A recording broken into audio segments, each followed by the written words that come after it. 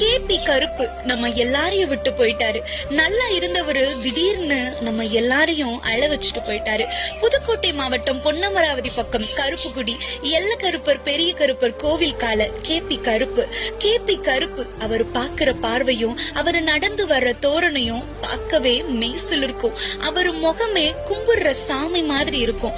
ஊரை காக்குற தெய்வத்தை கும்பிடுற சாமி மாதிரிதான் ஊரே இவரை சாமியா பார்த்தாங்க. டாடா ஏசிய முன்னாடி வச்சா போதும் அவரா அழகா ஏறி போயிற அழக பாக்குறதுக்கு காண கண்ணு பத்தாது. மஞ்சு வரட்டுக்கு போனா அறக்க பறக்கெல்லாம் விளையாடாம நிதானமா நல்லா விளையாண்டுட்டு கூட்டத்துக்கு முன்னாடி நடந்து வர்ற அழக எல்லாரும் கும்பிடுவாங்க. ஆனா இன்னைக்கு அவரோட உடலை எல்லாரும் கும்பிடுற நிலைமை வந்துருச்சு. நல்லா இருந்தாரு, திடீர்னு ஒரு வயிறு வீங்கி நம்ம எல்லாரையும் விட்டு போயிட்டாரு. அவ்வளவு ஒன்னும் வயசாகல, 17-18 வயசுதான் இருக்கும்.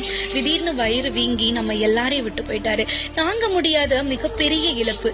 இனி உன் தெய்வ முகத்தையும் உன் அழகையும் நீ மஞ்சு வரட்டுல ஆடுற அழகையும் நீ காட்டின பாசத்தையும் என்னைக்கு நாங்க எல்லாரும் பார்க்க போறோம். வீரன் நீ மறைந்தாலும் உன் வீரம் என்றும் மறையாது. உன் வீரம் என்றும் நம் வரலாற்றில் பேசப்பட்டு கொண்டே இருக்கும். ஆழ்ந்த இரங்கல் கேபி கருப்பு கோயில் கால